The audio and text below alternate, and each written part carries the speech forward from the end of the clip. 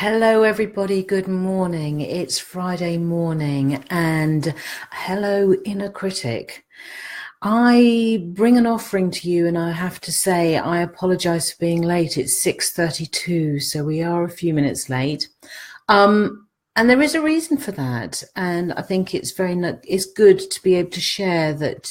Just because I do things like this, yes, I work on myself all the time, but it is work. And it's work in progress, and we are all work in progress. So not one of us is going to be perfect.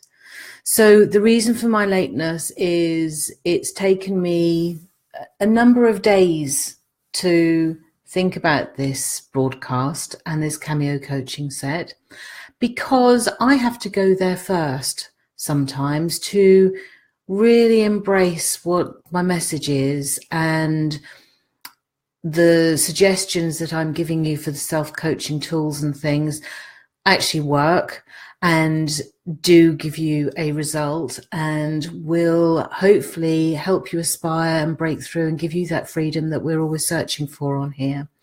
So so today is about the inner critic. Now, we all have it. We absolutely all have this inner critic, when you're coming up to something or you want to do something, and there's that little voice inside your head, you're too fat.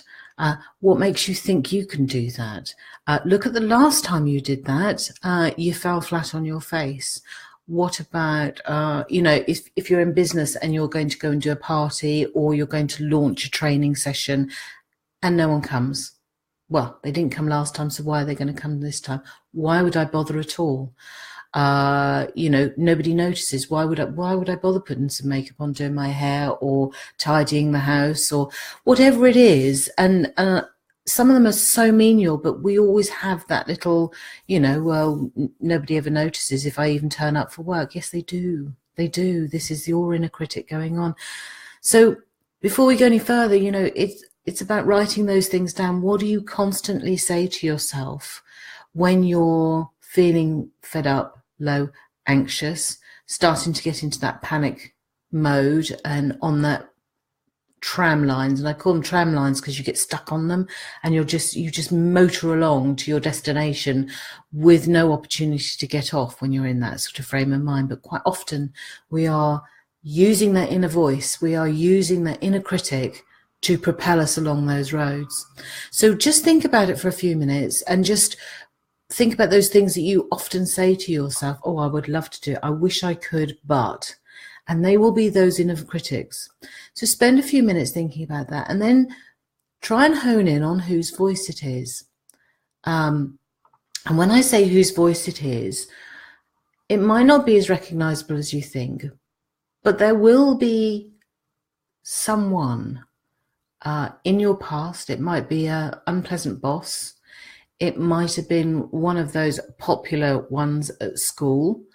It could be a teacher. It could have been a nan or a granddad. It could have been anybody, a friend's parents. There will have been somebody who will have had an impact on you, who would have said something along those lines or indicated that.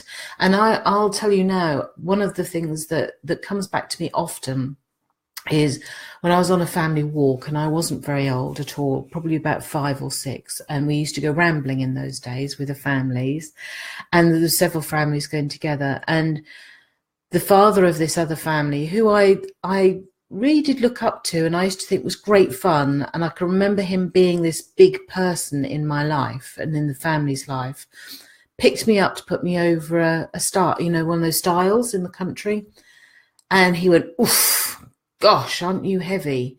And do you know, that stayed with me forever.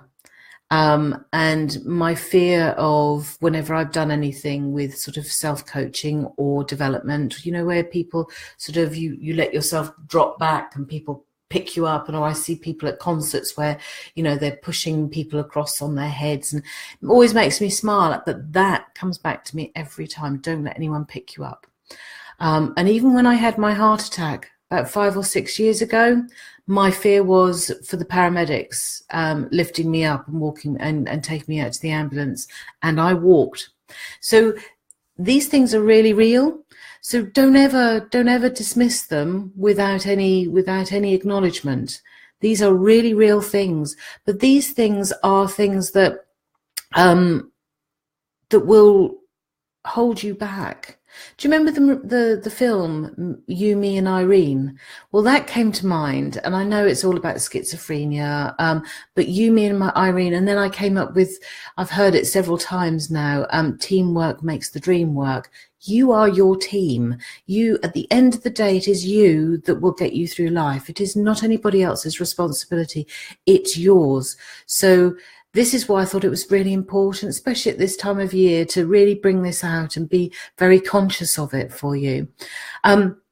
So really what I'm saying is, if you're doing this, get out of your head and get into your life, because whilst you spend all that time under covers, inside your own head, having your own conversations, life is just passing you by.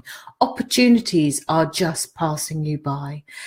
Hello, Mary Claire Booth. Hi, nice for you to come. Hello, good morning. So, you know, sorry, I've just put myself off, haven't I? It was just nice to see somebody up at this time in the morning. So yes, so it's holding you back. Now, I listened to a wonderful speaker, and if you ever get the chance to speak to listen to a motivational speaker, listen to Les Brown. Les Brown has got so much in his talks that are so valuable, and I often listen to him. But he gave us a story about some really rare monkeys, some very delicate, very vulnerable monkeys in Africa. And the hunters and the scientists didn't want to trap them because they were afraid of killing them. And they were really on the, you know, on the brink of extinction. But they had a real passion for nuts. So he put these nuts inside the bottles and tied a string around and then dangled it at a distance from them and watched the monkeys come. And the monkeys put their hand inside the bottles, grabbed the nuts, and then couldn't get their hands out because they were holding onto the nuts. And his message to us was, if they'd have just let go of the nuts, they would have let go and their hands would have slid out of the bottles and they'd have had their freedom. And I wanted to bring that to you because if you can let go of this inner critic, life is absolutely there for you to grab hold on and get on and do things and experience what's out there. And I think it's just, you know, acknowledge what these messages are, acknowledge what the inner critic is. There might be some truth in there. Maybe I do need to lose some weight. I don't know, but do I want anyone to pick me up? No, the good Lord gave me 2 feet. I'll bloody walk. Thank you very much. But it's these things, but it's just acknowledge them and then let go. Let go of them. They aren't yours. And like I said, you know, there's a lovely saying about, you know, when you're a grandmother or you see somebody else's child getting wrong and you just go, oh my God, really? And you just want to go and give them a hug. Be that person to yourself. You're giving yourself a ticking off, but then give yourself a hug. Live life. If you think anybody would enjoy this video or this cameo coaching set, please share it with them. Give me some messages. Let me know if there's anything I can do for you. And thank you so much for joining me. And I hope you have a wonderful, wonderful day. And I'll see you next week. Bye-bye.